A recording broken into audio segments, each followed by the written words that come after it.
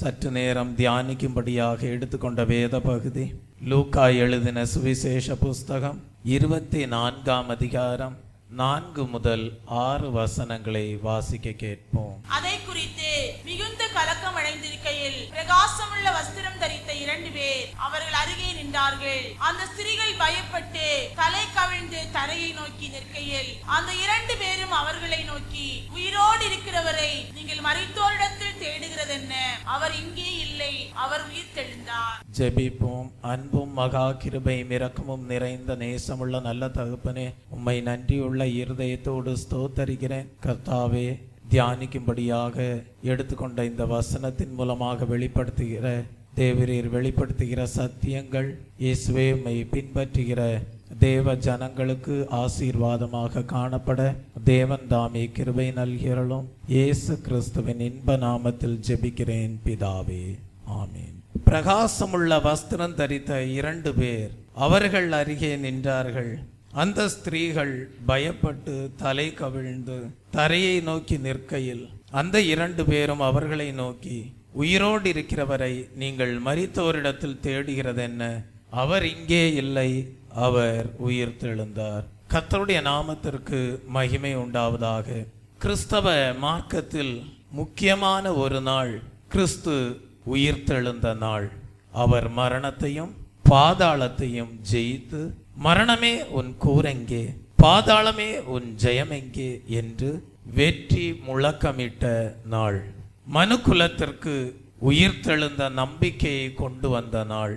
கிறிஸ்துவே உயிர் தெழுதலும் ஜீவனுமாக இருக்கிறார் என்பதை நாம் அறிந்து கொள்கிறோம். மற்ற மதங்களுக்கும் கிறிஸ்தவத்திற்கும் பெரிய வித்தியாசம் உண்டு. Praise the Lord. அந்த வித்தியாசம் எதனால் உண்டானது என்றால் கிறிஸ்துவின் உயிர்த்தெழுதலின் மூலமாக உண்டானது. கிறிஸ்தவத்தின் முதுகெலும்பு, அடிப்படை சத்தியம் கிறிஸ்துவின் உயிர்த்தெழுதலிலே தான் காணப்படுகிறது. இயேசு கிறிஸ்து கல்லறையில் இல்லை, அவர் உயிரோடு எழுந்து விட்டார். அவர் இன்றைக்கும் ஜீவிக்கிறார்.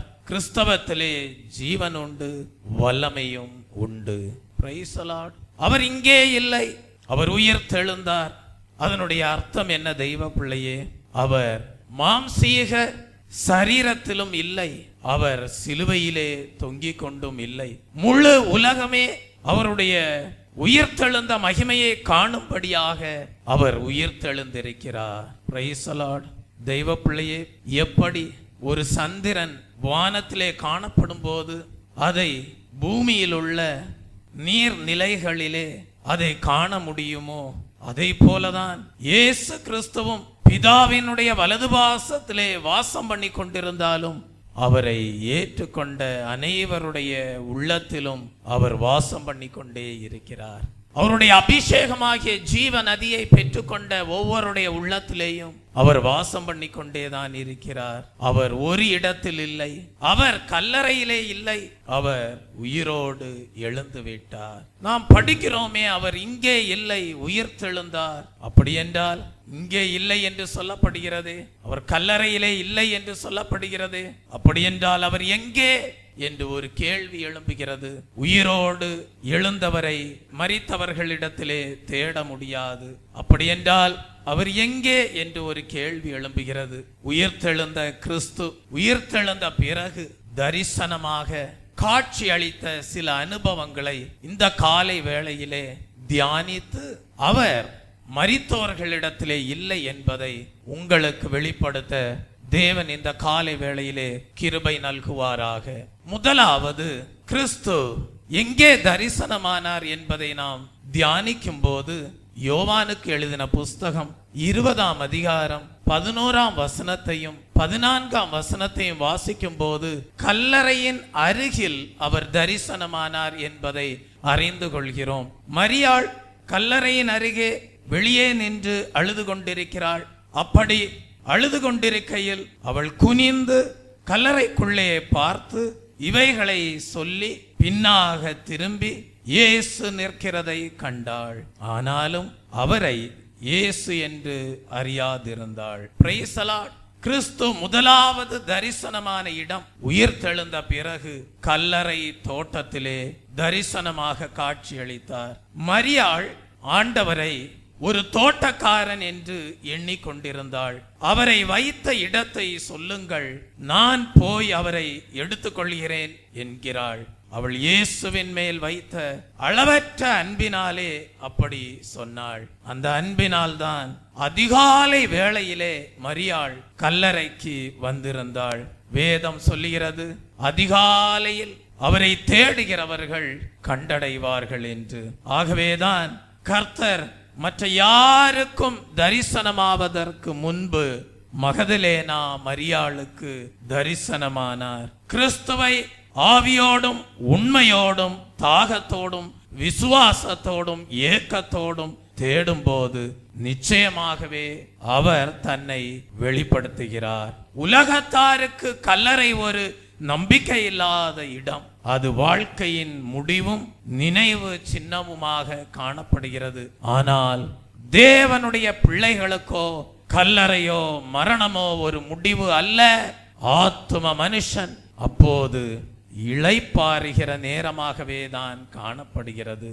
கிறிஸ்து தம்முடைய மகிமையிலே வெளிப்படும் போது 1 தெசலோனிக்கேயரின் புஸ்தகம் 4ஆம் அதிகாரம் 16ஆம் வசனத்திலே வாசிக்கிற வசனத்திற்கு ஏற்ற பிரகாரமாக கிறிஸ்துவுக்குள் மரித்தவர்கள் முதலாவது எழுந்திருப்பார்கள் என்று படிக்கிறோம். தெய்வ பிள்ளையே, அப்படியானால் ஒரு தேவனுடைய பிள்ளை மரிக்கும் போது அவர்கள் என்ன நம்பிக்கையோடு மரிக்கிறார்கள் என்றால், இதோடு எங்களுடைய ஜீவியம் முடிவடைந்து விடுகிறது என்கிற நம்பிக்கையோடு மரிப்பதில்லை. அவர்கள் ஒரு தெய்வீக உயிர்த்தெழுதலின் நம்பிக்கையோடு மரிக்கிறார்கள். அந்த நம்பிக்கை என்ன?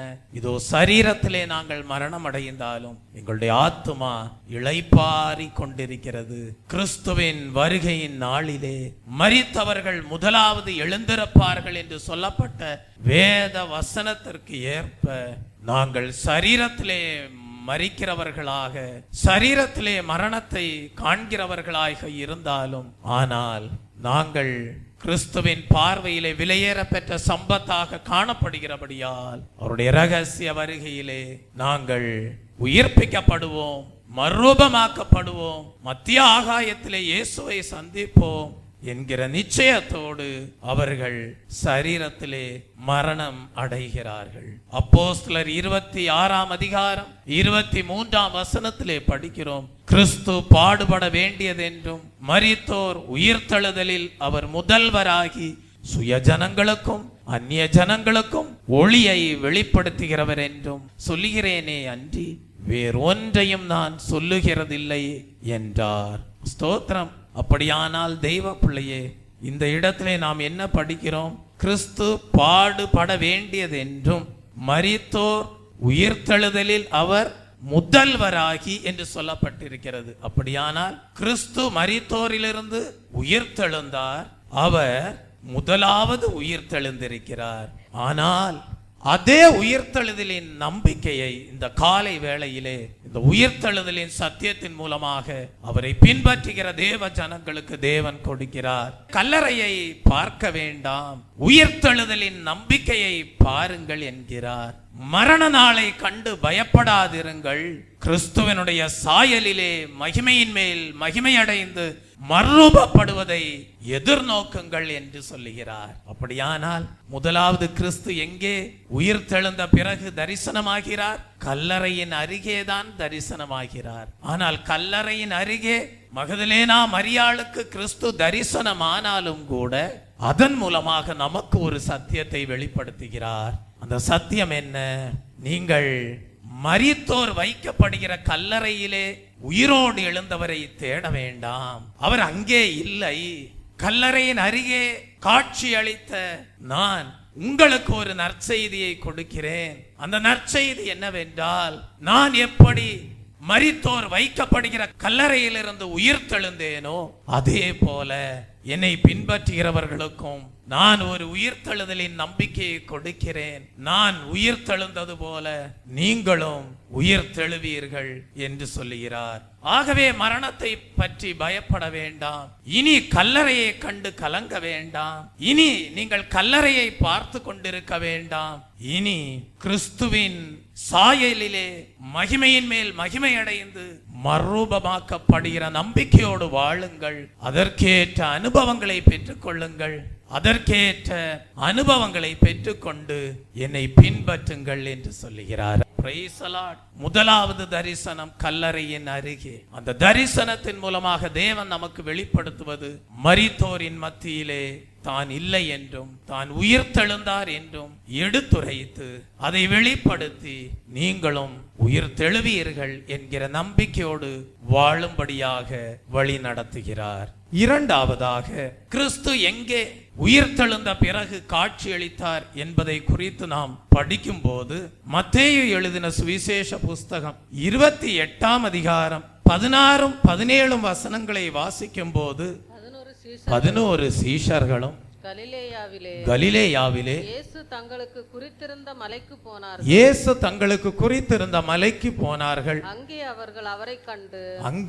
அவர்கள் அவரை கண்டு பணிந்து கொண்டார்கள். சிலரோ சந்தேகப்பட்டார்கள். கர்த்தருடைய நாமத்திற்கு மகிமை உண்டாவதாக. தெய்வ பிள்ளையே, கல்லறையின் அருகே வைத்து உயிர்த்தெழுதலின் நம்பிக்கையை கொடுத்தார் என்றால் இப்பொழுது 11 சீஷர்களுக்கும் இயேசு கிறிஸ்து எங்கே காட்சி அளிக்கிறார் என்றால் மலையின் மேல் காட்சி அளிக்கிறார். ஸ்தோத்திரம். இந்த மலையின் மேல் தரிசனமாகிறாரே, இதன் மூலமாக தேவன் வெளிப்படுத்துகிற சத்தியம் என்ன? தேவன் மலையிலே ஊழியத்தை கொடுக்கும்படியாக தரிசனமாகிறார். ஊழியத்தை கொடுக்கும்படியாக தரிசனமாகிறார். ஏனென்றால் இயேசு கிறிஸ்து சிலுவையிலே அறையப்பட்ட பின்பு சீஷர்கள் மிகவும் சோர்வாகவும் உள்ளத்திலே பலவீனமாகவும் காணப்பட்டார்கள். சீஷர்களுடைய வாழ்க்கையிலே தேவ சித்தத்தை நிறைவேற்ற கர்த்தர் தெரிந்து கொண்ட இடம்தான் ஒலிவமலை. அந்த ஒலிவமலையிலே தான் கெத்சமனே தோட்டமும் காணப்பட்டது. மலை என்று சொல்லப்படும் போது அது ஆவிக்குரிய பிரகாரமாக உன்னதமான ஜீவியத்தை காட்டுகிறது. தெய்வ பிள்ளையே, இந்த மலையிலே சீஷர்களுக்கு இயேசு கிறிஸ்து தரிசனமான போது என்ன சொல்லுகிறார்? 18ஆம் வசனத்திலே வாசிக்கிறோம். அப்பொழுது இயேசு சமீபத்தில் வந்து அவர்களை நோக்கி, வானத்திலும் பூமியிலும் சகல அதிகாரமும் எனக்கு கொடுக்கப்பட்டிருக்கிறது. ஆகையால் நீங்கள் புறப்பட்டு போய் சகல ஜாதிகளையும் சீஷராக்கி பிதா குமாரன் பரிசுத்தாவியின் நாமத்திலே அவர்களுக்கு ஞான ஸ்நானம் கொடுத்து நான் உங்களுக்கு கட்டளையிட்ட யாவையும் அவர்கள் கை கொள்ளும்படி அவர்களுக்கு உபதேசம் பண்ணுங்கள்.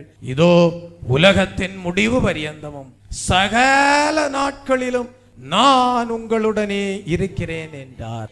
ஸ்தோத்திரம். இந்த இடத்திலே இயேசு கிறிஸ்து உயிர்த்தெழுந்து காட்சியளித்து ஒரு ஊழியத்தை சீஷர்களுடைய கரத்திலே கொடுக்கிறார். இன்றைக்கும் உயிர்த்தெழுந்த கிறிஸ்து உங்களுக்கு ஒரு செய்தியை கொடுக்கிறார். அந்த செய்தி என்னவென்றால், நீங்களும் இயேசு கிறிஸ்துவுக்கு நல்ல சீஷர்களாய் இருப்பீர்களானால் உங்களுக்கு இயேசு கிறிஸ்து கொடுக்கிற வார்த்தை, நீங்கள் புறப்பட்டு போங்கள், சகல ஜாதிகளையும் சீஷராக்குங்கள், பிதா குமாரன் பரிசுத்த ஆவியின் நாமத்தினாலே ஞான ஸ்நானம் கொடுங்கள் என்கிறார். அப்படியானால் ஊழியர்களுக்கு அதற்கேற்ற அனுபவத்தோடு தேவன் விசேஷித்த பிரகாரமான மகிமையின் சுவிசேஷத்தை எடுத்துரைக்கக்கூடிய ஊழியத்தை கொடுக்கிறார் என்றால் நீங்கள் விசுவாசிகளாய் இருக்கலாம். ஆனாலும் கூட நீங்களும் கர்த்தருக்காக சேவை செய்ய வேண்டும். மனிதர்கள் யாரிடத்திலேயும் பாசம் காட்ட வேண்டும். எதற்காக?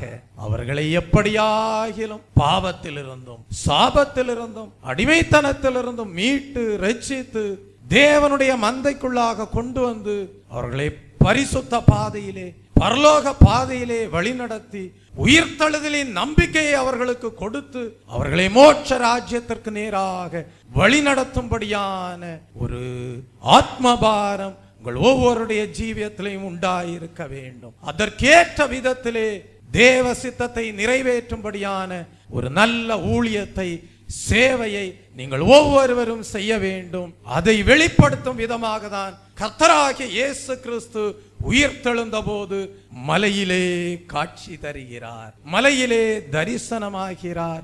சீஷர்கள் அதைரியப்பட்டு காணப்பட்டாலும் கூட அவர்களை உற்சாகப்படுத்தி, நீங்கள் புறப்பட்டு போங்கள், சகல ஜாதிகளையும் சீஷராக்கி பிதா குமாரன் பரிசுத்த ஆவியின் நாமத்தினாலே அவர்களுக்கு ஞான ஸ்நானம் கொடுங்கள் என்கிறார். சமீபத்தில் நானும் கூட கோயம்புத்தூர் பட்டணத்திற்கு போயிருந்தேன். ஒரே ஒரு ஆத்துமா ஞான ஸ்நானம் எடுக்க வேண்டும் என்கிற வாஞ்சையோடு காணப்பட்டது நிமித்தமாக போய் அந்த ஞான ஸ்நானத்தை கொடுத்து ராப்போஜன ஆராதனையை நடத்தி வர தேவன் கிருபை செய்தார். தெய்வ பிள்ளையே, பாவிகள் என்று பார்க்க வேண்டாம், பாசங்காட்டி அவர்களை இயேசுவின் மந்தைக்குள்ளாக கொண்டு வாருங்கள். கொண்டு வந்து அவர்களை பரிசுத்த பாதையிலே வழி நடத்துங்கள், அவர்களை பரலோக பாதையிலே வழி நடத்துங்கள். அவர்களை தேவனுடைய நம்பிக்கையாகிய உயிர்த்தெழுதலின் நம்பிக்கையோடு அவர்களை வழிநடத்தி அவர்கள் மேன்மை அடையும்படியான நல்ல சேவையை செய்யுங்கள். Praise the Lord. மூன்றாவதாக, இயேசு கிறிஸ்து எங்கே தரிசனமானார் என்பதை குறித்து படிக்கும் போது ஒரு வீட்டிலே தரிசனமானார். யோவானுக்கு எழுதின சுவிசேஷ புஸ்தகம் 20ஆம் அதிகாரம் 26ஆம் வசனத்தை வாசிக்கும் போது, 8 நாளைக்கு பின்பு அவருடைய சீஷர்கள் வீட்டுக்குள்ளே இருந்தார்கள். தோமாவும் அவர்களுடனே கூட இருந்தான். கதவுகள் பூட்டப்பட்டிருந்தது. அப்பொழுது இயேசு வந்து நடுவே நின்று, உங்களுக்கு சமாதானம் என்றார். கர்த்தருடைய நாமத்திற்கு மகிமை உண்டாவதாக. முதலாவது நாம் படித்தோம், கல்லறையின் அருகே காட்சியளித்தார், உயிர்த்தெழுதலின் நம்பிக்கையை கொடுத்தார் என்று. இரண்டாவது நாம் படித்தோம், மலையிலே தரிசனமானார், ஊழியத்தை கொடுத்தார் என்று தியானிக்க தேவன் கிருபை செய்தார். மூன்றாவது நாம் இங்கே படிக்கிறோம், ஒரு வீட்டிலே இயேசு கிறிஸ்து தரிசனமாகிறார். Praise the Lord. இந்த வீட்டிலே இயேசு கிறிஸ்து தரிசனமான போது அவர் கொடுத்த ஒரு நல்ல ஆசீர்வாதம் என்ன தெரியுமா? உங்களுக்கு சமாதானம் என்று சொன்னார். Praise the Lord. தெய்வ பிள்ளையே, உலகம் கொடுக்க கூடாததான ஒரு பெரிய தெய்வீக சமாதானத்தை இயேசு கிறிஸ்து தம்முடைய பிள்ளைகளுக்கு வைத்து போனார். அவர் சொன்னார், இந்த சமாதானத்தை இந்த உலகம் உங்களுடைய ஜீவியத்திலிருந்து எடுத்து போடவும் முடியாது, இந்த உலகம் இந்த தெய்வீக சந்தோஷத்தை உங்களுக்கு கொடுக்கவும் முடியாது என்று சொன்னார். தெய்வ பிள்ளையே, ஆகவேதான் அவர் ஆசீர்வாதத்தின் வாக்குத்தத்தங்களை கொடுக்கும் போதும் கூட உங்கள் அலங்கத்திற்குள்ளே சமாதானமும் உங்கள் அரண்மனைக்குள்ளே சுகமும் இருப்பதாக என்று சொன்னார். தெய்வ பிள்ளையே, அப்படியானால் சீஷர்கள் அனைவரும் ஒரு வீட்டிற்குள்ளாக காணப்படுகிறார்கள். ஆனால் அந்த வீட்டிற்குள்ளாக காணப்பட்ட வேளையிலே, அவர்கள் எதிர்பாராத வேளையிலே இயேசு கிறிஸ்து அவர்கள் மத்தியிலே தரிசனமானார். தெய்வ பிள்ளையே, சீஷர்கள் எல்லாரும் கலக்கத்தோடு காணப்படுகிறார்கள். சீஷர்கள் எல்லாரும் பெரிய சந்தேகத்தோடு காணப்படுகிறார்கள். ஆனால் கலக்கமும் சந்தேகமும் அவர்களுடைய வாழ்க்கையிலே உண்டாயிருந்தாலும் தெய்வ பிள்ளையே, கலங்க வேண்டியதில்லை. தெய்வ பிள்ளையே, பயப்பட வேண்டியதில்லை. தெய்வ பிள்ளையே, சந்தேகப்பட வேண்டியதில்லை. நான் உயிரோடு எழுந்தேன் என்பதை நிச்சயப்படுத்தி கொண்டு சொன்னார், நான் உங்களுக்கு வைத்து போகிற சமாதானத்தை உலகம் எடுக்க முடியாது என்றார். நான் உங்களுக்கு கொடுக்கிற சமாதானத்தை உலகம் உங்கள் வாழ்க்கையிலிருந்து எடுக்கவும் முடியாது என்று சொன்னார். தெய்வ பிள்ளையே, நமக்கு தேவன் எப்படி சமாதானத்தை கொடுத்தார்? அவர் சிந்தின விலையேற பெற்ற இரத்தத்தின் மூலமாக பாவ சாப வல்லமைகளிலிருந்து நம்மை மீட்டு ரட்சித்து, பாதாள வல்லமைகளிலிருந்து விடுதலையாக்கி, உயிர்த்தெழுதலின் நம்பிக்கையை கொடுத்து, தெய்வ பிள்ளையே, கர்த்தருக்குள் எப்பொழுதும் சந்தோஷமாய் இருக்கக்கூடிய ஜீவியத்தை செய்யும்படியான பாக்கியத்தை கொடுத்து, ஒரு வாடாத மாசற்ற அழியாத சுதந்திரம் என் பிள்ளைகளே உங்களுக்காக ஆயத்தமாக்கப்பட்டிருக்கிறது. ஒருவேளை நீங்கள் இந்த பூலோக வாழ்க்கையிலே அந்நியரும் பரதேசிகளுமாக காணப்படலாம், எளியவர்களாக காணப்படலாம், துரத்துண்டவர்களாக காணப்படலாம், திக்கற்றவர்களாக காணப்படலாம், கைவிடப்பட்டவர்களாக காணப்படலாம், கீழே தள்ளப்பட்டவர்களாக காணப்படலாம். ஆனால் என்னை நம்பினவர்கள் மாண்டதில்லை என்கிறார். என்னை நம்பினவர்கள் மாண்டதில்லை என்கிறார். உங்களுக்கு உயிர்த்தெழுதலின் நம்பிக்கை உண்டு.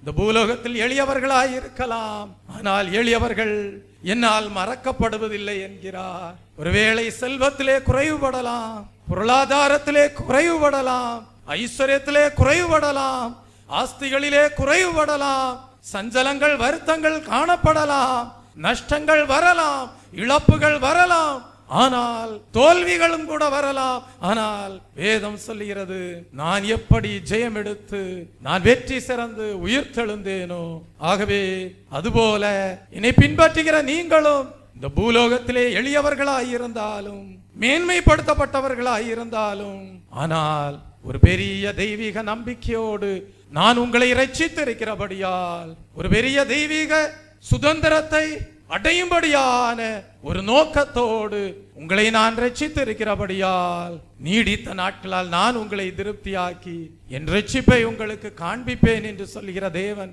இம்மைக்காக மாத்திரம் நீங்கள் கிறிஸ்துவை பின்பற்றும்படியாக உங்களை இரட்சிக்கவில்லை, அந்த நித்திய ராஜ்யத்திலே மேன்மையான சுதந்திரத்தை அடையும்படியாகவே உங்களுக்கு இரட்சிப்பை கொடுத்து, உலக பொருட்களினால் உண்டாகிற சமாதானம் அல்ல, உலக பொருட்களினால் உண்டான சந்தோஷம் அல்ல, உலக ஆஸ்திகளினால் உண்டாகிற மகிழ்ச்சி அல்ல, அவைகள் எல்லாவற்றையும் நீங்கள் இழந்து போகும்போது உங்கள் மகிழ்ச்சியை ஒருவேளை இழக்கக்கூடியவர்களாய் இருப்பீர்கள். அவைகளையெல்லாம் நீங்கள் இழந்து போகும்போது அவைகளினால் உண்டாகிற சந்தோஷத்தை நீங்கள் இழந்து போகக்கூடியவர்களாய் இருப்பீர்கள். ஆனால் அப்படிப்பட்ட உலக ஆஸ்திகளாலும் ஐஸ்வர்யத்தினாலும் உண்டாகிற சந்தோஷத்தையோ சமாதானத்தையோ அல்ல நான் உங்களுக்கு கொடுப்பது. நான் உங்களுக்கு கொடுக்கிற சந்தோஷம், நான் உங்களுக்கு கொடுக்கிற சமாதானம் இந்த உலக ஆஸ்திகளாலோ ஐஸ்வர்யத்தினாலோ உண்டாகிற சந்தோஷமோ சமாதானமோ அல்ல. நான் உங்களுக்கு கொடுக்கிற சந்தோஷமோ சமாதானமோ, நான் விலையேற பெற்ற இரத்தத்தை சிந்தி உங்களுக்கு இரட்சிப்பை கொடுத்தேனே, அந்த இரட்சிப்பினால் உண்டான சமாதானத்தை உங்களுக்கு கொடுத்திருக்கிறபடியால் அந்த சமாதானத்தை உலகம் உங்கள் ஜீவியத்திலிருந்து எடுத்து போட முடியாது என்கிறார். சிலர் என்கிட்ட கேட்டாங்க, உங்க சர்ச்சுடைய காம்பவுண்ட் வால் எல்லாம் இடிச்சுட்டாங்களே, உங்களுக்கு கவலையே இல்லையான்னு கேட்டாங்க. நான் சொன்னேன், என் வீட்டையே இடிச்சாலும் எனக்கு கவலை இல்லைன்னு சொன்னேன். கர்த்தருடைய சித்தம் எதுவோ அதுதான் நடக்கும் அப்படின்னு சொன்னேன். ஏன்னா எனக்கு இந்த வீட்டினால ஒரு பெரிய சந்தோஷம் அல்ல, இந்த வீட்டினால ஒரு மகிழ்ச்சி அல்ல, இந்த வீட்டினால ஒரு பெரிய சமாதானம் அல்ல. என்னுடைய சமாதானமும் என்னுடைய சந்தோஷமும் என்னுடைய மகிழ்ச்சியும் இயேசு கிறிஸ்து கொடுத்த இரட்சிப்பிலே உண்டாயிருக்கிறது. இந்த ஒரு வீட்டை இழந்தா எனக்கு 1000 வீட்டை தேவன் திறந்து வச்சிருக்காரு. Praise the Lord. இரட்சிப்பினால் உண்டாகிற சந்தோஷம், அவருடைய அபிஷேகத்தினால் உண்டாகிற சமாதானம், அவருடைய நீதியினால் உண்டாகிற சமாதானம், இதை உலகம் கொடுக்க முடியாது, இதை இந்த உலகம் எடுக்கவும் முடியாது. ஒரு வீட்டிலே காட்சி அளிக்கிறார் உயிர்த்தெழுந்த கிறிஸ்து. என்ன சொல்லுகிறார்? உங்களுக்கு சமாதானம் என்கிறார். என்ன சொல்றாரு? சீஷர்களே, உலக ஆஸ்தியினாலேயோ உலக ஐஸ்வர்யத்தினாலேயோ உங்களுக்கு தற்காலிகமாக கிடைக்கக்கூடிய சந்தோஷத்தையோ சமாதானத்தையோ அல்ல நான் உங்களுக்கு கொடுத்து செல்வது. நான் உங்களுக்கு கொடுத்து செல்கிற சமாதானம், நான் உங்களுக்கு கொடுத்து செல்கிற சந்தோஷம், நான் உங்களுக்கு அருளுகிற இரட்சிப்பினால் உண்டாகிறது. ஆகவே இந்த இரட்சிப்பை நீ உன்னுடைய வாழ்க்கையிலிருந்து இழந்து போகாத நாள் வரைக்கும் இந்த உலகம் உன் வாழ்க்கையில இருக்கிற இந்த இரட்சிப்பின் சந்தோஷத்தை, இந்த இரட்சிப்பினால் உண்டான சமாதானத்தை, இந்த உயிர்த்தெழுதலின் நம்பிக்கையினால் உண்டான சமாதானத்தை எடுக்க முடியாது. அதனால நீங்க பாடலாம், தோல்வி எனக்கு இல்லைன்னு சொல்லி. அநேக பரிசுத்தவான்கள் பாடுகளின் உபத்திரவங்களின் பாதையிலே தான் நல்ல தேவனுடைய சேவையை செய்திருக்கிறார்கள். அவர்களுக்கு உபத்திரவங்கள் வந்தது, அவர்களுக்கு பாடுகள் வந்தது, உபத்திரவங்கள் வந்தது, வேதனைகள் வந்தது. ஆனால் எப்படி வெற்றிகரமாக தேவனுடைய சேவையை செய்தார்கள்? அவர்கள் தங்களுக்கு தேவன் கொடுத்த இரட்சிப்பின் சந்தோஷத்தை இழந்து போகவில்லை. அவர்கள் தேவன் அவர்களுக்கு கொடுத்த இரட்சிப்பின் சமாதானத்தை இழந்து போகவில்லை, இரட்சிப்பை இழந்து போகவில்லை, அபிஷேகத்தை இழந்து போகவில்லை. தேவ நீதியை இழந்து போகவில்லை. இன்றைக்கும் உயிர்த்தெழுந்த கிறிஸ்து உங்களுக்கு ஒரு நல்ல செய்தியை கொடுக்கிறார். உங்களுக்கு சமாதானம், உங்களுக்கு சமாதானம்.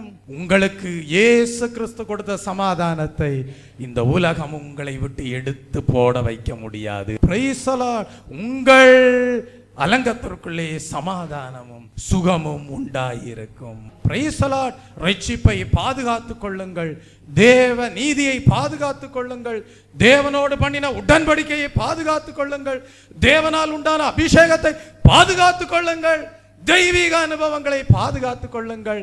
உங்கள் சமாதானம் நிறைவாய் இருக்கும். அதனாலதான் சொன்னாரு, உம்மை உறுதியாய் பற்றி கொண்ட மனதை உடையவன் உம்மையே நம்பி இருக்கிறபடியால் நீர் அவனை பூரண சமாதானத்துடன் காத்துக் கொள்வீர் என்கிறார். தேவனை உறுதியாய் பற்றி கொண்ட மனதையுடையவர்களாக நீங்கள் காணப்படும் பட்சத்தில், கர்த்தர் மேல் நம்பிக்கை வைத்திருக்கும் பட்சத்தில் உங்களுக்கு பூரண சமாதானம் உண்டு. Praise the Lord. அந்த சமாதானத்திலே ஒருபோதும் குறைவு வராது. பற்றி பிடித்துக் கொள்ளுங்கள் உயிர்த்தெழுந்த கிறிஸ்து கொடுக்கிற சமாதானத்தை. Praise the Lord. தெய்வ பிள்ளையே, ஆகவே இனி தோமாவை போன்ற சீஷனாய் நீ இருக்க வேண்டாம்.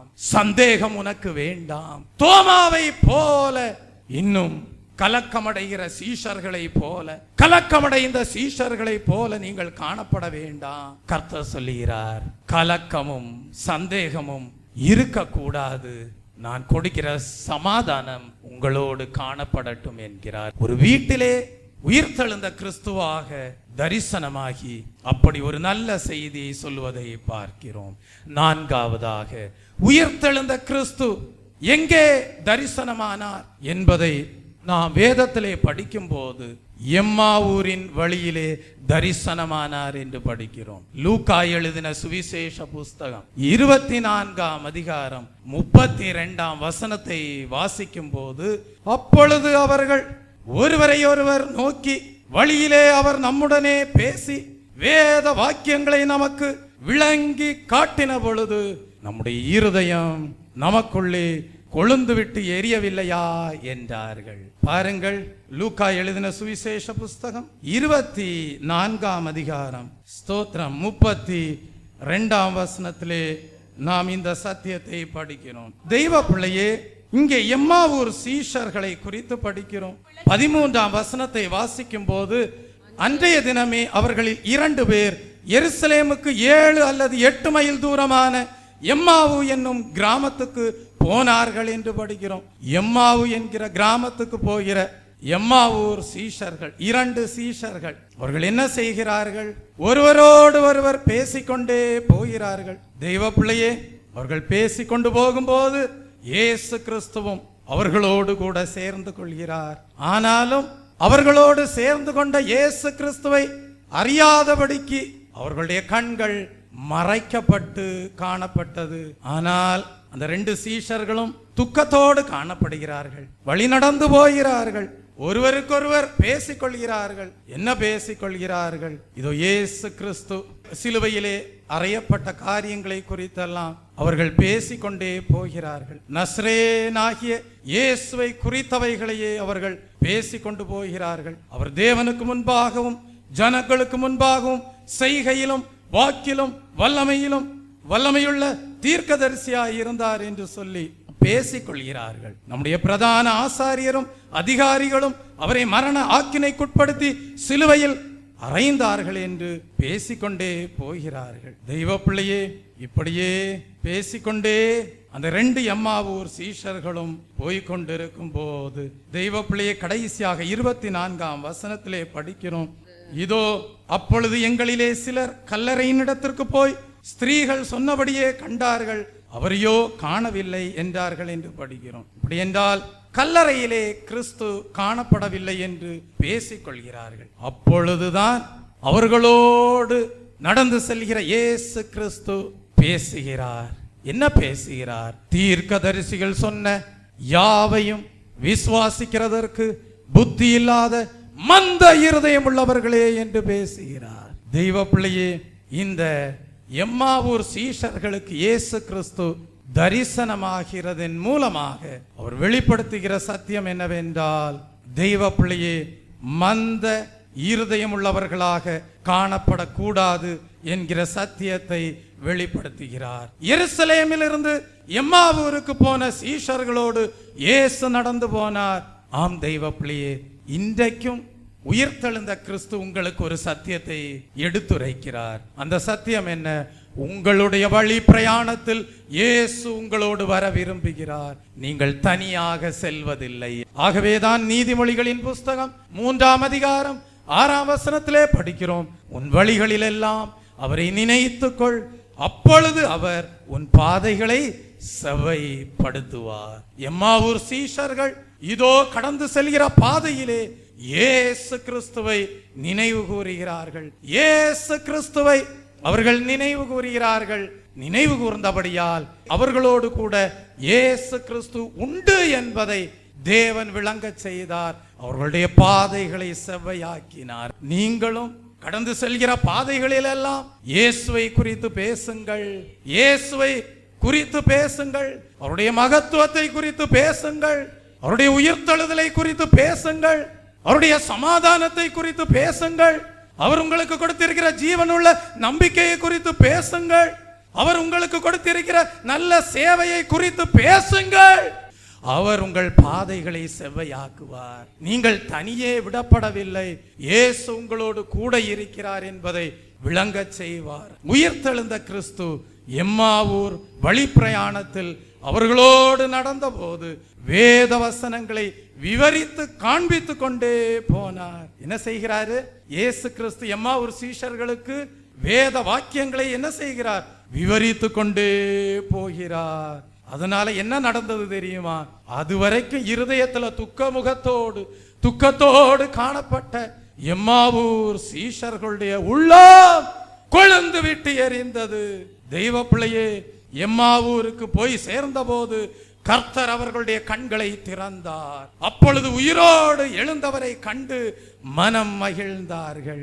தெய்வ பிள்ளையே, இந்த காலை வேளையிலே எம்மாவூர் சீஷர்களுக்கு உயிர்த்தெழுந்த கிறிஸ்து தரிசனமான அனுபவத்தின் மூலமாக தேவன் உங்களுக்கு ஒரு சத்தியத்தை வெளிப்படுத்துகிறார். அந்த சத்தியம் என்ன? நீங்களும் உங்களுடைய வழி பிரயாணங்களிலே கர்த்தரை நினைத்துக் கொள்ளுங்கள். அவர் உங்கள் பாதைகளை செவ்வையாக்குவார். அவர் உங்கள் மனக்கண்களை பிரகாசிப்பிப்பார். அவர் உங்கள் ஆத்மீக கண்களை பிரகாசிப்பிப்பார். நீங்கள் ஒருபோதும் திசை கெட்டு செல்வதில்லை. நீங்கள் ஒருபோதும் திசை மாறி செல்வதில்லை. நீங்கள் ஒருபோதும் ஏமாற்றம் அடைவதில்லை.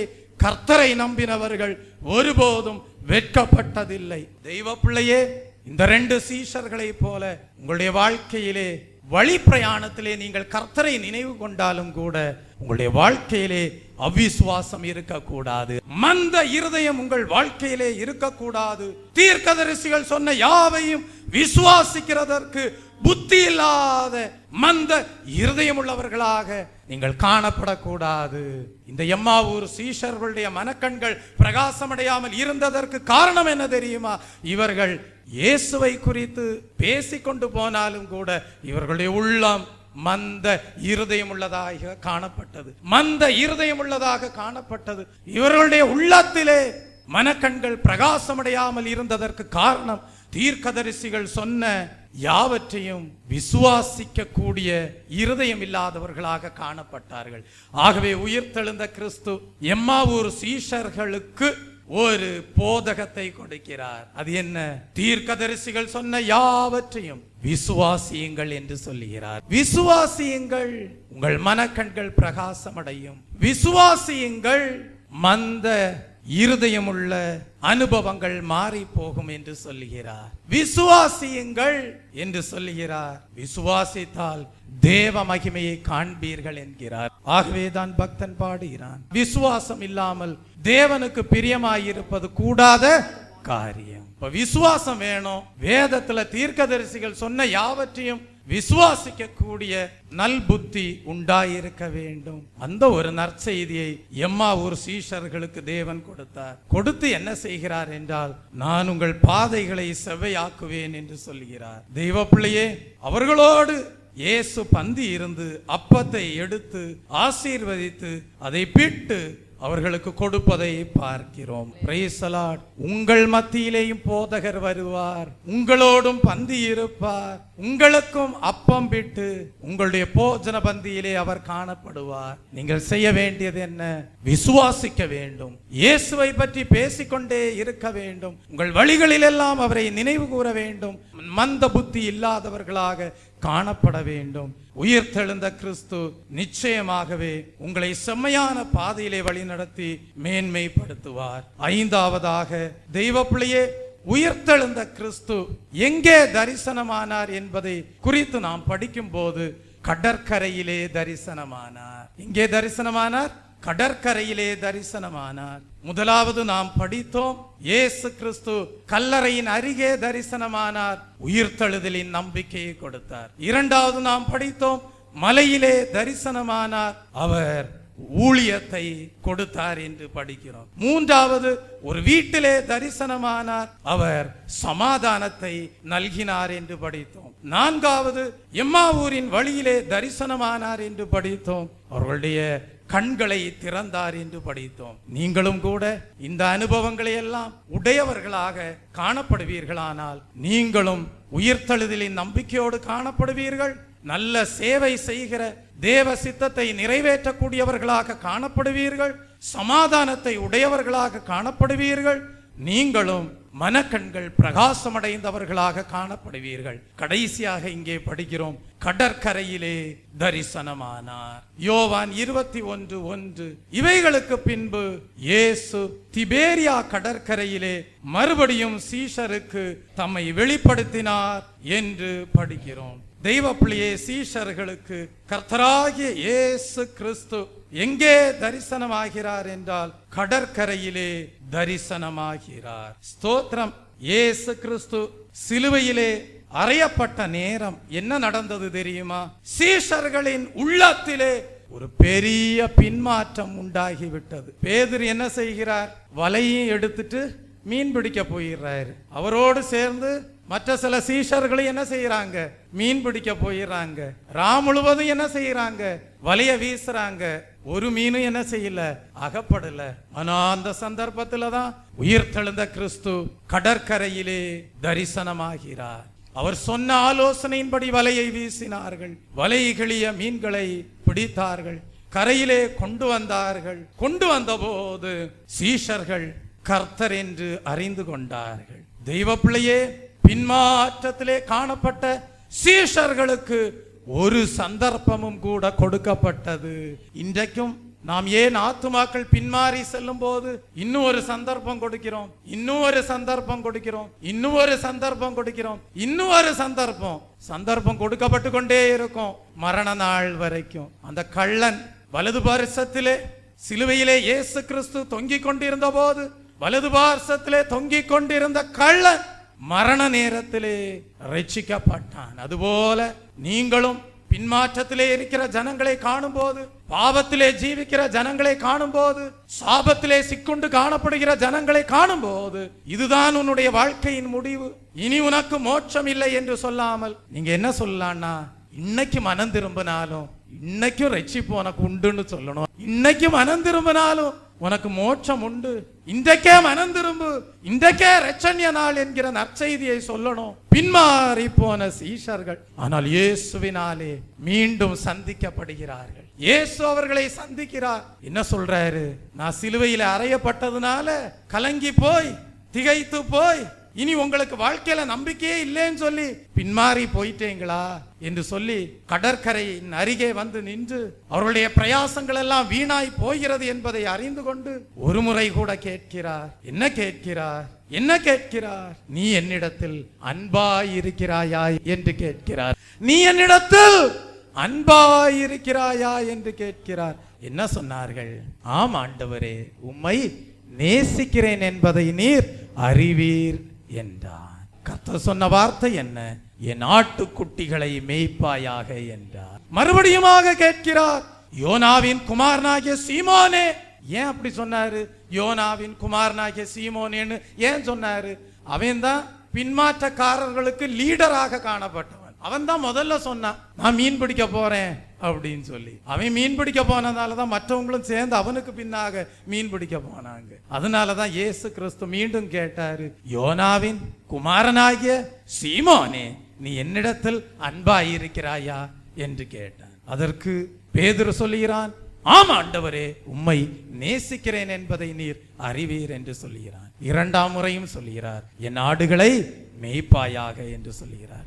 மூன்றாம் தரமும் கேட்கிறாரு. ஏன் இப்படி 3 தடவை கேட்கிறாரு? சிலர்ட்ட ஒரு தடவை சத்தியம் வாங்கினாலும் என்ன செஞ்சிருவாங்க? மீறிடுவாங்க. சிலர்ட்ட 2வது தடவை சத்தியம் வாங்கினாலும் என்ன செய்வாங்க? மீறுவாங்க. என்ன சொல்லுவாங்க? எங்களுக்கு நாங்க பண்ண சத்தியத்திலேயே என்ன இல்ல, நம்பிக்கை இல்லைன்னு சொல்லுவாங்க. அப்படிப்பட்ட விதத்திலே தான் சீஷர்களும் அன்றைக்கு காணப்பட்டிருந்திருப்பார்கள் போலும். ஆகவேதான் இயேசு கிறிஸ்து பேதுருவை பார்த்து ஒரு முறை கேட்காமல், 2 முறை கேட்காமல், 3வது முறையும் உறுதியாக கேட்கிறார். என்ன கேட்கிறார்? என்னை நீ நேசிக்கிறாயா என்று கேட்கிறார். பேதுருக்கு துக்கமுகமாக போய்விட்டது. அவன் சொல்லுகிறான், ஆண்டவரே, நீர் எல்லாவற்றையும் அறிந்திருக்கிறீர், நான் உம்மை நேசிக்கிறேன். அதுல இருந்து என்ன சொல்றான்? இயேசுவே, உம்மை நேசிக்கிறேன், நான் உம்மை அதிகமா நேசித்தாலும் கூட என்ன செஞ்சுட்டேன்? பின்மாறிட்டேன். அதனாலதான் இயேசு கிறிஸ்து சொன்னார், நீங்க போய் காத்திருந்து பரிசுத்தாவின் அபிஷேகத்தை என்ன செய்யுங்க? பெற்றுக்கொள்ளுங்கள் என்று சொன்னார். அந்த அபிஷேகம் இல்லாம தேவனை முழுமையாக நேசிக்க முடியாது. தெய்வ பிள்ளையே, பேதுருக்கு 3 முறை ஆண்டவர் கேட்ட பிறகு துக்கமுகமாயிற்று, துக்கமடைந்து விட்டான். நீர் எல்லாவற்றையும் அறிவீர் என்று சொல்லுகிறான். நான் உம்மை நேசிக்கிறேன் என்பதை நீர் அறிவீர் என்று சொல்லுகிறான். அங்க ஒரு காரியத்தை சேர்த்து சொல்றான், நான் உம்மை நேசிக்கிறேன் என்பதையும் நீர் அறிவீர் என்று சொல்லிட்டு சொல்றான், நீர் எல்லாவற்றையும் அறிவீர் என்கிறான். என்ன சொல்றான்? நீர் எல்லாவற்றையும் அறிவீர். அப்படின்னா என்ன அர்த்தம்? என் வாழ்க்கையில வந்த தோல்விகளையும் நீர் அறிவீர், என் வாழ்க்கையில வந்த பின்மாற்றங்களையும் நீர் அறிவீர், என் வாழ்க்கையில நீர் எதிர்பார்த்த ஜீவியம் செய்யாமல் போனதையும் நீர் அறிவீர். ஆனாலும் நான் உம்மை நேசிக்கிறேன் என்பதையும் நீர் அறிவீர். அதனாலதான் கர்த்தர் சொன்னார், என் ஆடுகளை நீ மேய்ப்பாயாக, என்றாலும் காத்திரு, அபிஷேகத்தை பெற்றுக்கொள் என்றார். ஏன்னா அந்த பரிசுத்த ஆவியை பெற்றுக்கொண்டால் தான் கிறிஸ்துவை முழுமையாக நேசிக்க முடியும். இந்த நாளிலே உயிர்த்தெழுந்த கிறிஸ்துவாக உங்களிடத்திலே எதிர்பார்க்கிற ஒரு அனுபவம் உண்டு. அது என்னவென்றால், நீங்க இயேசுவை பார்த்து நான் உம்மை நேசிக்கிறேன் கர்த்தாவே என்று சொல்லுகிறவர்களாக அல்ல, நீங்கள் இயேசுவை பார்த்து சொல்ல வேண்டும், இயேசுவே, உம்மைதான் முழுமையாக நேசிக்கிறேன் என்று சொல்லணும். உம்மைதான் முழுமையாக நேசிக்கிறேன், வேறு ஒரு ஆசை இல்லை இயேசுநாதா உம்மை தவிர என்று சொல்லி நேசிக்கிறவர்களாக காணப்பட வேண்டும். தேவன் பேரில் உண்டாயிருக்கக்கூடிய அன்பில் குறைவு வரக்கூடாது. குறைவு வந்தால்தான் பின்மாற்றம், குறைவு வந்தால்தான் தோல்வி, குறைவு வந்தால்தான் தேவனுக்கு பிரியமில்லாத அனுபவங்கள். ஆனா கர்த்தர் இந்த காலை வேளையில உயிர்த்தெழுந்த கிறிஸ்துவாக சொல்கிறார், அன்பில் குறைவு வரக்கூடாது. உனக்காக ஜீவனை கொடுத்த இயேசுவின் மேல் நீ வைத்த அன்பிலே குறைவு வரக்கூடாது. என் ஆடுகளை மேய்ப்பாயாக என்று சொல்கிறார். மீன் பிடித்தவர்களை அழைத்துதான் இயேசு கிறிஸ்து மனுஷரை பிடியுங்கள் என்று சொல்லி 3.5 ஆண்டுகளுக்கு பயிற்சி கொடுத்தார். அந்த பயிற்சிகள், உபதேசங்கள் எல்லாம் வீணாய் போய்விட்டதோ? இனி கர்த்தருடைய ஊழியத்தை செய்ய மாட்டார்களோ? சீஷர்களை ஆதி அன்பிற்குள் கொண்டு வர முடியாதோ? ஒரு பெரிய கேள்வி. நமக்கே வருத்தமா இருக்குல்ல? இயேசு கிறிஸ்து சீஷர்களை எல்லாம் அவரோடு வைத்து கொண்டு 3.5 வருட காலம் என்ன கொடுக்கிறாரு? ட்ரைனிங் கொடுக்கிறாரு, ஊழியத்திற்குரிய ட்ரைனிங் கொடுக்கிறாரு, பயிற்சி கொடுக்கிறாரு, உபதேசங்களை எல்லாம் கற்றுக் கொடுக்கிறாரு. ஆனா எல்லாம் வீணாக போய்விட்டதோ என்று எண்ண தோன்றுகிறதல்லவா? ஒரு கலக்கம் வருதில்ல, பின்மாறிட்டாங்களே, இனி கர்த்தருடைய ஊழியத்தை செய்ய மாட்டாங்களோ அப்படின்னு ஒரு கலக்கம் வருதில்ல. ஆனா ஒன்றும் குறைவுபடாது, கர்த்தர் இயேசு நம்மோடு இருப்பதனால் ஒன்றும் குறைவுபடாது, கர்த்தர் இயேசு நம்மோடு இருப்பதனால் ஒன்றும் குறைவுபடாது, கர்த்தர் இயேசு நம்மோடு இருப்பதனால் ஒன்றும்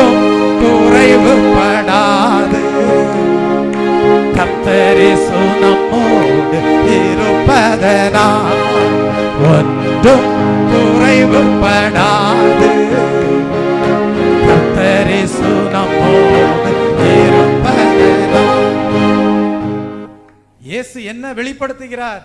நீங்க அன்புல குறைவுபட்டதுனாலதான் பின்மாறி போய் மீன்களை பிடிக்க போயிட்டீங்க. நான் இன்னும் 3 தடவை உறுதியா வாக்குறுதி வாங்குறேன் உங்கள்கிட்ட. என்னை நேசிக்கிறீங்களா, என்னை நேசிக்கிறீங்களா, என்னை நேசிக்கிறீங்களா என்று கேட்கிறார். என்ன எதிர்பார்க்கிறார்? முழுமையான தெய்வ அன்பை எதிர்பார்க்கிறார். ஆனா ஒண்ணு சொல்றாரு, இனி நீங்க அன்புல குறைவுபட மாட்டீங்க, அதுக்காக நான் உங்களுக்கு பரிசுத்த ஆவியின் அபிஷேகத்தை தருகிறேன், காத்திருந்து பெற்றுக்கொள்ளுங்கள் என்கிறார். இன்றைக்கும் தெய்வ ஜனமே பின்மாற்றத்திலே காணப்படலாம். அநேக தோல்விகள் உன் வாழ்க்கையிலே காணப்படலாம். உன் வாழ்க்கையிலே தேவனுக்கு பிரியமில்லாத காரியங்கள் உண்டாயிருக்கலாம். ஆனால் கர்த்தர் சொல்லுகிறார், ஒன்றும் குறைவுபடாது, கர்த்தர் இயேசு நம்மோடு இருப்பதனால். என்ன சொல்றாரு? குறைவுபடாது, அபிஷேகத்தை தர்றேன், அபிஷேகத்துல குறைவு இல்லைன்றாரு. அபிஷேகத்தை தர்றேன், என்னை நேசியுங்கள். அபிஷேகம் என்று சொல்லப்படுகிறது தேவ அன்பாக காணப்படுகிறது. நான் உங்களுக்கு கொடுத்த ட்ரைனிங் எல்லாம் வீணா போக போறதில்ல. நான் உங்களுக்கு கொடுத்த தாளந்துகள் எல்லாம் வீணா போக போறதில்ல. நான் உங்களுக்கு போதித்த வசனங்கள் எல்லாம் வீணா போக போறதில்ல. உங்க வாழ்க்கையில ஒருவேளை பின்மாற்றம் வந்திருக்கலாம். அது எதனால் வந்தது? என் மேல நீங்க வச்சிருந்த அன்பு முழுமையா இல்லாதபடியினால வந்ததுதான். ஆனா அபிஷேகத்தை கொடுக்கிறேன்றாரு, பரிசுத்த ஆவியை கொடுக்கிறேன் என்கிறார், காத்திருங்கள் என்கிறார், பெற்றுக்கொள்ளுங்கள், வெற்றியாய் வாழ்வீர்கள். அதுக்கு பிறகு பின்மாற்றம் இல்ல, அதுக்கு பிறகு தோல்வி இல்ல, அதுக்கு பிறகு இனி உன் வாழ்க்கையில வெற்றி தான் என்கிறார். Praise the Lord. அப்படியே சீஷர்கள் காத்திருந்தார்கள், பரிசுத்த ஆவியை பெற்றுக்கொண்டார்கள். பின் நாட்களிலே என்ன நடந்தது? சரித்திரம் சொல்லுகிறது, பேதுருடைய வாழ்க்கையிலே தோல்வி இல்லை, பேதுருடைய வாழ்க்கையிலே பின்மாற்றங்கள் இல்லை. தலை கீழாக சிலுவையிலே அறையப்படும்படியாகவும் தன்னை ஒப்பு கொடுத்தான். பேதுரு பரிசுத்த ஆவியை பெற்றுக் கொள்கிறான். இப்பொழுது அவனுக்குள்ள ஒரு பெரிய தைரியம், இப்பொழுது அவனுக்குள்ள ஒரு பெரிய சந்தோஷம், இப்பொழுது அவனுக்குள்ள ஒரு பெரிய நல்ல விஷயத்திற்காக கொள்கிற வைராக்கியம். நிற்கிறான். நான் நிற்கும் பாறை கிறிஸ்துதான், வேற அஸ்திபாரம் மணல் தான். கர்த்தர் சொல்கிறார், உன்மேல் என் சபையை கட்டுவேன், பாதாளத்தின் வாசல்கள் உன்னை மேற்கொள்வதில்லை என்கிறார். பாடுகள் வருகிறது, உபத்திரவங்கள் வருகிறது, அடிகள் வருகிறது, நாசமோசங்கள் வருகிறது. ஆனா கலப்பையின் மேல கை வச்ச பேதுரு மீண்டும் மீன் பிடிக்க வலையை எடுக்கல. கலப்பையின் மேல கை வச்ச பேதுரு, அபிஷேகத்தை பெற்றுக்கொண்ட பேதுரு மறுபடியுமாக பின்மாறி போய் மீன் வலைய எடுக்கல. வெற்றியாக ஊழியத்தை செய்தான். மரணமே உன் கூரெங்கே, பாதாளமே உன் ஜெயம் எங்கே என்று அறைகூவல் விடுத்திருந்திருப்பான். காரணம் என்ன? அவன் மரணத்திற்கு பயப்படவில்லை. அவனுக்குள்ளாக தேவ அன்பாகிய பரிசுத்த ஆவி காணப்பட்டது. அந்த பரிசுத்த ஆவி அவன் கர்த்தர் மேல் வைத்திருந்த நம்பிக்கையை வெட்கப்படுத்தி விடவில்லை. தெய்வ பிள்ளையே, அவன் கர்த்தர் மேல் வைத்த நம்பிக்கையிலே உறுதியாயிருந்தான். தேவ அன்பினாலே நிரப்பப்பட்டான், தேவ அன்பினாலே பாடுகளை சகித்தான், தேவ அன்பினாலே ஊழியத்தை செய்தான், தேவ அன்பினாலே இரத்த சாட்சியாக மரித்தான். நீங்களும் கிறிஸ்துவின் மேல் முழுமையான தேவ அன்புள்ளவர்களாக ஜீவிப்பீர்களானால், நீங்களும் கிறிஸ்துவின் மேல் அரை குறையான அன்பல்ல, முழுமையான தேவ அன்பினாலே நிரப்பப்பட்டவர்களாக காணப்படுவீர்களானால், உங்கள் வாழ்க்கையிலே பின்மாற்றம் இருக்காது. உங்கள் வாழ்க்கையிலே நீங்கள் அநேகரை நீதியின் பாதையிலே வழி நடத்துவீர்கள். மரணமே வந்தாலும் உங்களை பின்மாற்றத்திற்குள் தள்ளாத ஒரு வெற்றியுள்ள வாழ்க்கையை வாழ்வீர்கள். இரத்த சாட்சி கூட்டமாயிருப்பீர்கள். ஒரு ஜீவனுள்ள நம்பிக்கையோடு மரிப்பீர்கள். கிறிஸ்து உயிர் தெழுந்தது போல உயிர் தெழுவீர்கள். நாம் எழும்பி நிற்போமா? கடற்கரையிலே தரிசனமான கிறிஸ்து வெளிப்படுத்துகிற சத்தியம், அன்பிலே குறைவு வரக்கூடாது. தேவன் மேல் வைக்கிற அன்பிலே குறைவு வரக்கூடாது. அப்படியே இந்த உயிர் தழுதலிலே காலை வேளையிலே தேவன் உங்களுக்கு வெளிப்படுத்தின சத்தியத்திற்கு ஏற்ற விதமாக தேவ அன்பிலே குறைவு வராமல், தேவ சமாதானம் உடையவர்களாக, தேவன் கொடுத்த ரட்சிப்பை பாதுகாத்து கொண்டவர்களாக, ஸ்தோத்திரம், உயிர் தழுதலின் நம்பிக்கையோடு மந்த இருதயம் இல்லாதவர்களாக, மனக்கண்கள் திறக்கப்பட்டவர்களாக, தெய்வீக விசுவாசம் உடையவர்களாக வெற்றியுள்ள வாழ்க்கை வாழ தேவன் தாமே உங்களுக்கு கிருபை நல்குவாராக. ஆமீன். இந்த வேளையிலே நாம் எல்லாரும் 2 நிமிடங்கள் ஸ்தோத்திர பலிகளை ஏறெடுப்போம். எல்லாரும் ஸ்தோத்திர பலிகளை ஏறெடுங்கள். கர்த்தாவே, கேட்ட சத்தியத்தின்படி நீர் கொடுக்கிற சமாதானம், நீர் கொடுக்கிற முழுமையான தேவ அன்பு, நீர் கொடுக்கிற ரட்சிப்பு, நீர் கொடுக்கிற விசுவாசம், மனக்கண்கள் பிரகாசமடைந்த அனுபவங்கள் எங்கள் வாழ்க்கையிலே உண்டாயிருக்க கிருபை நல்கிறோம். நீர் உயிர் தெழுந்தது போல நாங்கள் உயிர் தெழும்படியான அந்த மாசற்ற வாடாத அழியாத சுதந்திரத்தை அடையும்படியான தெய்வீக அனுபவங்களே உங்களுடைய வாழ்க்கையிலே பாதுகாத்துக் கொள்ள செய்தருளும் என்று சொல்லி உங்களுடைய ஆவி ஆத்ம சரீரத்தை கர்த்தருடைய கரத்திலே ஒப்பு கொடுத்து எல்லாரும் ஸ்தோத்திர பலிகளை ஏறிடுங்கள். இன்னும் அந்த அனுபவத்தை அடையாதவர்கள், கர்த்தாவே அந்த தெய்வீக அனுபவத்தை எங்களுடைய வாழ்க்கையிலே தாரும் என்று சொல்லி உங்களுடைய ஆவி ஆத்ம சரீரத்தை கர்த்தருடைய கரத்திலே ஒப்பு கொடுத்து எல்லாரும் ஸ்தோத்திர பலிகளை ஏறிடுங்கள். ஹல்லேலூயா. ஜெபிப்போம். அன்பும் மகா கிருபையும் இரக்கமும் நிறைந்த நேசமுள்ள நல்ல தகப்பனே, இந்த ஓய்வு நாளுக்காக நன்றி. கர்த்தாவே, நீர் எங்களுக்காக மரித்தீர், ஆனால் 3ஆம் நாள் உயிர் தெழுந்தீர். இயேசுவே, நீர் உயிர் தெழுதும் ஜீவனுமாய் இருக்கிறீர், உமக்கு ஸ்தோத்திரம். கர்த்தாவே, நீர் உயிர் தெழுந்த பிறகு தரிசனமான 5 சந்தர்ப்பங்களையும் அதன் அனுபவங்களையும் தியானிக்கும்படியாக நீர் கொடுத்த இந்த காலை வேளைக்காக உமக்கு ஸ்தோத்திரம். கர்த்தாவே, முதலாவது நீர் கல்லறையின் அருகில் தரிசனம் ஆனீர் என்று கேட்க செய்த தயவுக்காக ஸ்தோத்திரம். கல்லறையை பார்க்காதிருங்கள், உயிர் தெழுதலின் நம்பிக்கையை பாருங்கள் என்பதையும், மரண நாளை கண்டு பயப்படாதிருங்கள், கிறிஸ்துவனுடைய சாயலிலே மகிமையின் மேல் மகிமையடைந்து மறுரூபப்படுவதை எதிர்நோக்குங்கள் என்கிற சத்தியத்தை அறிந்து கொள்ள செய்த தயவுக்காய் ஸ்தோத்திரம். உண்மையாக இயேசுவை உம்மை தேடுகளுக்கு நீர் வெளிப்படுவீர் என்கிற சத்தியத்தை அறிந்து கொள்ள செய்தீரே, உமக்கு ஸ்தோத்திரம். நாங்களும் உயிர்த்தெழுதலின் நம்பிக்கையோடு உம்மை உண்மையாய் தேடி கண்டடைகிறவர்களாக காணப்பட கிருபை நல்கியருளும். கர்த்தாவே, 2ஆவதாக மலையிலே தரிசனமானீர், கல்லறையிலே நம்பிக்கையை கொடுத்த நீர் மலையிலே ஊழியத்தை கொடுக்கும்படி தரிசனமானீர் என்பதை அறிந்து கொள்ள செய்த தயவுக்காக ஸ்தோத்திரம். கர்த்தாவே, நாங்களும் உன்னதமான ஜீவியம் செய்கிறவர்களாக, தேவ சித்தம் செய்கிறவர்களாக காணப்பட வேண்டும் என்பதை இந்த உயிர்த்தெழுதல் தரிசனத்தின் மூலமாக வழிநடத்துகிறதற்காக ஸ்தோத்திரம். கர்த்தாவே, 3ஆவதாக சீஷர்கள் கூடியிருந்த வீட்டின் நடுவே வந்து நின்று சமாதானத்தை உரைத்ததைப் போல எங்கள் அலங்கத்திற்குள்ளே சமாதானமும் சுகமும் உண்டாயிருக்கும் என்பதை உம்முடைய உயிர்த்தெழுதலின் மூலமாக விளங்க செய்கிற தயவுக்காக ஸ்தோத்திரம். கர்த்தாவே, 4ஆவதாக எம்மாவூரின் சீஷர்களுக்கு வழியிலே தரிசனமானீரே, உமக்கு ஸ்தோத்திரம். நாங்களும் எங்கள் வழிகளெல்லாம் உம்மை நினைத்து கொள்ளவும், அதனால் எங்கள் பாதைகள் செவ்வைப்படுத்தும்படியாகவும் கிருபை நல்கியருளும். எங்களுடைய மனக்கண்களும் திறக்கப்பட்டவைகளாகவும், நாங்கள் மந்த இருதயம் இல்லாதவர்களாக தீர்க்க தரிசிகள் சொன்ன யாவற்றையும் விசுவாசிக்கிறவர்களாக காணப்பட கிருபை தாரும். கர்த்தாவே, 5ஆவதாக நீர் கடற்கரையில் தரிசனமாகி சீஷர்கள் தேவ அன்பில் குறைவுள்ளவர்களாக காணப்படக்கூடாது என்பதை வெளிப்படுத்தினீரே. நாங்களும் உம்மீது கொண்டுள்ள தேவ அன்பில் குறைவில்லாமல் நிறைவுள்ள ஜீவியம் செய்து நீர் எங்களுக்கு உபதேசித்த சத்தியத்திற்கேற்ற ஜீவியம் செய்து உம்முடைய நாமம் மகிமைப்படும்படியாக வாழ கிருபை நல்கியருளும். இயேசு கிறிஸ்துவின் இனிய நாமத்தில் ஜெபிக்கிறேன், பரிசுத்தமுள்ள பிதாவே, ஆமீன். ஜெபத்தை கேட்டதற்காக ஸ்தோத்தரிப்போம். ஸ்தோத்திரம், ஸ்தோத்திரம், ஸ்தோத்திரம், ஸ்தோத்திரம். என் ஆத்துமாவே கர்த்தரை ஸ்தோத்தரி, என் முழு உள்ளமே அவருடைய பரிசுத்த நாமத்தை ஸ்தோத்தரி. என் ஆத்துமாவே கர்த்தரை ஸ்தோத்தரி, அவர் செய்த சகல உபகாரங்களையும் மறவாதே.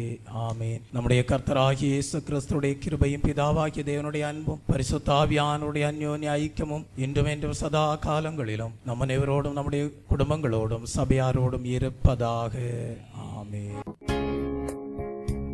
அவசட்டையின் கீழடை கலப்புகவே தம் சிறகுகளால் மூடுவார். அவசட்டையின் கீழடை கலப்புகவே தம் சிறகுகளால் மூடுவார். தேவனின் அடைக்கலமே என் கோட்டையும் மரணும் அவர். அவர் சக்தியும் பரிசையும் கேடகமும் என் நம்பிக்கையும் அவரே.